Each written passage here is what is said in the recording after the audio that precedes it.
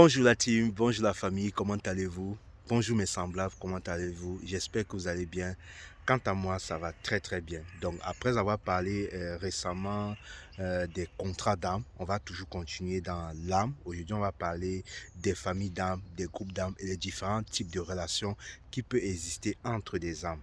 Donc, comme je vous ai toujours dit, comme je vous ai dit, une âme, le but d'une âme, c'est de faire des expériences. Et cette âme-là, pour faire des expériences, elle doit choisir des personnes avec qui elle doit devoir faire ces expériences-là. Parce que une âme, pour faire l'expérience de qui elle doit être en face d'une personne qui peut lui faire certaines choses. Et c'est à travers ces expériences, ces situations-là qu'elle peut choisir de ce qu'elle est.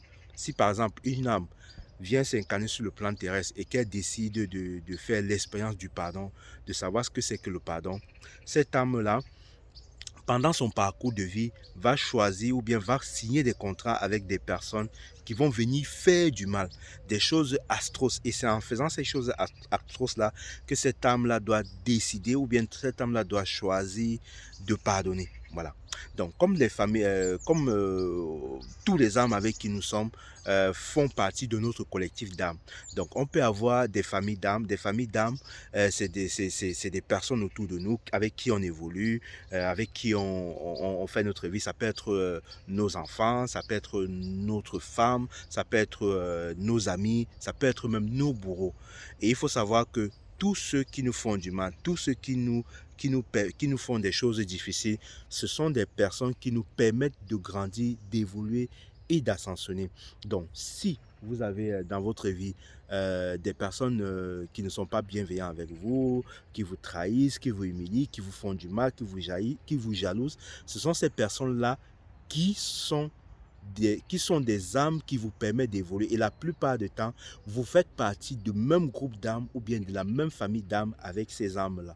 C'est parce que vous avez décidé à un moment donné de vous réincarner ou bien de vous réincarner sur ce plan de conscience pour pouvoir faire l'expérience de quelque chose. Donc, comme je l'ai dit tantôt, si vous voulez faire l'expérience du pardon, vous allez choisir dans votre groupe d'âmes ou bien dans votre famille d'âmes une âme qui va vous permettre à travers certaines situations, à travers certains événements dramatiques, tragiques, qui va vous faire, à travers certains événements tragiques et dramatiques. Et c'est à travers ces expériences-là, ces situations-là, que vous allez apprendre à pardonner.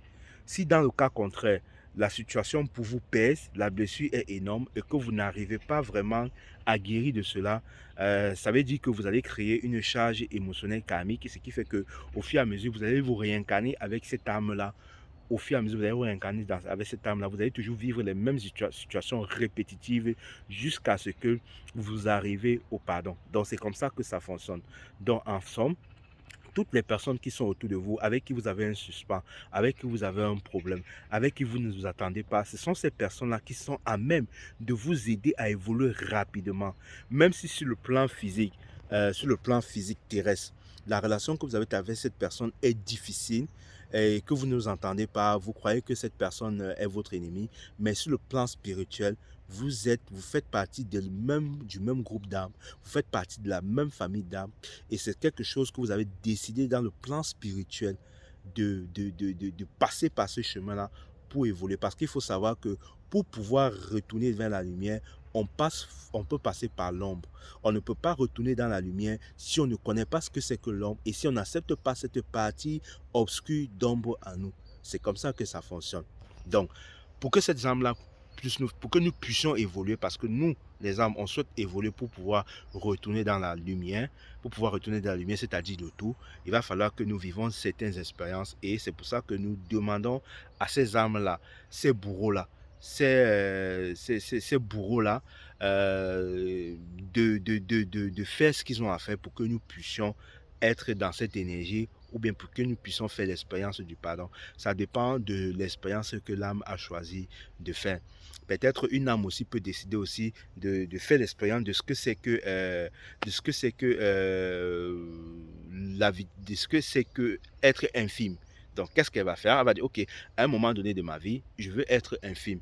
Donc, elle va s'arranger avec une âme, une tierce âme quelconque, qui va peut-être, à travers une dispute, un truc comme ça, va faire en sorte que, voilà, l'expérience va faire en sorte que cette personne soit infime.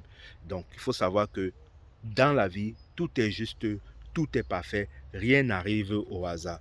Tout ce qui arrive est là pour nous aider à grandir, est là pour nous aider à comprendre quelque chose, est là pour nous permettre de vivre une expérience.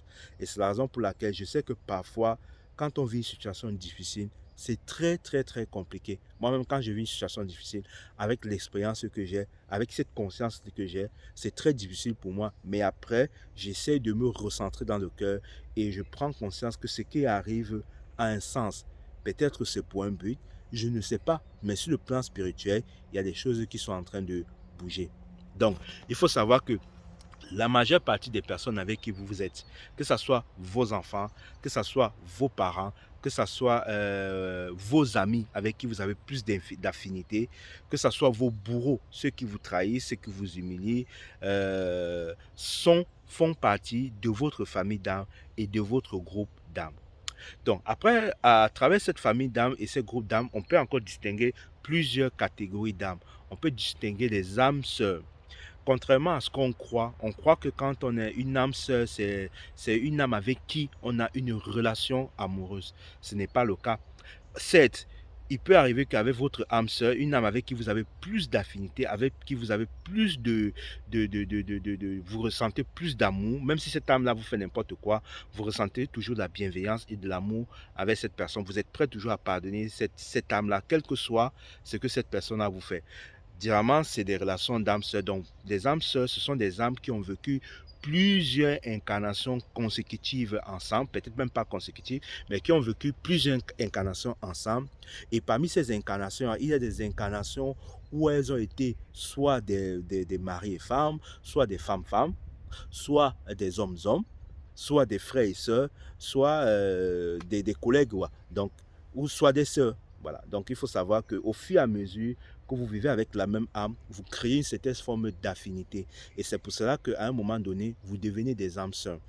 Dans cette vie, vous pouvez rencontrer une âme sœur, mais ça ne veut pas pour autant dire que vous êtes en relation amoureuse avec votre âme sœur. Parce que je sais que Hollywood nous a dit toujours qu'il faut qu'on rencontre notre âme sœur. Et beaucoup de gens ont calqué en se disant que notre âme sœur peut être seulement une personne qu'on peut aimer. Non.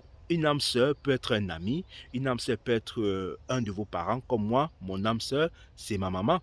Mais on n'est pas en relation amoureuse. C'est tout simplement parce qu'il y a une infinité amoureuse, une certaine forme d'amour inconditionnel et passionnel entre moi et elle, entre vos âmes sœurs et vous. Vous pouvez avoir un ami, vous ressentez tellement d'amour avec cet ami, vous vous confiez à cet ami, mais vous n'êtes pas en relation amoureuse avec cet ami-là. Donc, une âme sœur, c'est une partie de vous, c'est une âme avec qui vous avez vécu beaucoup, beaucoup d'incarnations. Et à travers ces incarnations-là, vous avez vécu des choses beaux, belles et parfois très dures. Donc, ce qui fait que parfois, quand vous pouvez travailler votre âme sœur, il peut y avoir des complications. Donc, une âme sœur, c'est là, elle va vous aider à grandir, à avancer, à évoluer, à vous connaître, à vous transcender. C'est ça une relation d'âme sœur. Je dis bien, une relation d'âme sœur ne veut pas forcément dire que quand c'est une relation avec la personne avec laquelle vous serez amoureux, ou bien vous allez vivre une relation de couple ou bien de mariage. C'est pas forcément ça. Donc, même votre grand-père peut être votre âme sœur, même votre grand-mère peut être votre âme sœur. Essayez de voir la personne qui est autour de vous dans votre famille, avec qui vous ressentez tellement d'amour et que c'est réciproque. Si c'est le cas, il est fort probable que vous soyez des âmes sœurs. Après les âmes sœurs, il y a ce qu'on appelle des flammes jumelles. Qu'est-ce que c'est qu'une flamme jumelle? Une flamme jumelle, c'est une contrepartie de vous. Parce que à la base, une âme peut se subdiviser en plusieurs parties. Et une âme peut se subdiviser en deux parties. Et quand cette âme-là se scinde, il y a une partie masculine qui a la polarité masculine et l'autre qui a la polarité féminine. Donc, quand ces deux âmes-là se subdivisent, c'est une âme qui est divisée en deux parties. Donc, ce qui fait que c'est pour ça que certaines personnes, ils vont vivre sur le plan terrestre. Ils vont toujours dire, je ressens que je cherche mon jumeau ou bien je cherche ma moitié. C'est tout simplement parce que cette âme-là ressent qu'il y a la contrepartie de son âme qui est réincarnée sur cette plante terrestre-là et elle ressent sa vibration, même si cette âme-là n'est pas près d'elle. Dans les âmes, les flammes jumelles, c'est une âme qui est scindée en deux et il y a une partie féminine, il y a une partie masculine et ces deux âmes-là, que ce soit des âmes sœurs, communiquent beaucoup plus par télépathie. Or, la télépathie est moindre chez les âmes sœurs, mais plus fréquent chez les flammes jumelles. La flamme jumelle, c'est une thématique que je vais aborder en profondeur parce qu'il y a beaucoup de personnes qui vivent, qui sont dans le mécanisme de relation de flamme jumelle et qui ne comprennent pas. Comme c'est une type de relation que je connais parce que j'ai expérimenté cela, je connais ce que c'est qu'une relation de flamme jumelle et une relation de d'âme sœur. Et c'est un sujet par lequel je vais aborder pour que chacun puisse connaître dans quel type de relation elle se trouve réellement. Parce qu'une relation de flamme jumelle, c'est une relation très hard avec des nettoyages, des purifications énergétiques. Quand vous vivez dans cette type de relation, vous avez l'impression, ou bien quand deux flammes jumelles se rencontrent et qu'au moment de la séparation, ça peut créer une certaine sorte de noirceur, une certaine sorte de perte de son identité qu'on appelle la nuit noire de l'âme. Et c'est une relation très difficile. Si vous ne connaissez pas comment ça fonctionne, je pense que vous pouvez perdre la tête. Or, aucune personne qui n'est dans ce type de relation ne peut connaître ce que vous vivez parce qu'ils n'ont pas vécu l'expérience de se rencontrer avec son jumeau et qu'ils soient scindés, tu vois. Et c'est pour cela que dans les relations de flammes jumelles aussi, il peut arriver qu'une flamme jumelle est incarnée sur le plan terrestre et une autre flamme jumelle est incarnée dans le monde spirituel. Et la flamme jumelle qui est dans le plan spirituel peut venir de temps en temps avoir des relations intimes, sexuelles dans le plan avec son jumeau dans l'astral. Et c'est pour ça que certaines personnes vont appeler ça couche de nuit. Or, dans une vidéo, j'ai fait une vidéo où j'ai expliqué la différence entre un couche de nuit fait avec son âme, sa flamme jumelle, et une couche de nuit fait par un sorcier qui veut seulement abuser de vous. Donc, essayez de rechercher cette vidéo-là. Vous allez voir de quoi je parle. Donc, je vais approfondir la notion de flamme jumelle plus tard, d'âme sœur, et aussi la notion de complément divin, ou bien de compagnon d'âme. Tous ces panoplies relations de couple, relations de couple d'âme, on va voir ça. Et je tiens aussi à noter que quand on est flamme jumelle, ça ne veut pas forcément dire que on doit vivre une relation amoureuse, durable, de couple avec son jumeau. C'est un cheminement. Et dans ce cheminement-là, l'âme doit essayer de travailler le yin, c'est-à-dire celui qui a la polarité féminine, doit essayer de travailler le masculin en lui et le masculin qui a la polarité féminine doit essayer de travailler le féminin en elle pour être complet. Et c'est quand les deux vont se compléter que peut-être, voilà, dans une autre incarnation, ils vont peut-être faire ce qu'on appelle la réunion ou la fusion. Dans tous les cas, on parlera de tout ça. Et je sais que beaucoup de personnes vivent ce type de relation. Vous allez comprendre pourquoi vous vivez certaines choses. Et en Afrique, ce n'est pas encore fréquent, on n'en parle pas trop. Et je pense qu'il est temps de faire un point sur ce sujet-là qui touche beaucoup de personnes. Bon, comme je vous ai dit, n'oubliez pas, l'unité est la clé, nous sommes tous un. Et puis on se dit à la prochaine.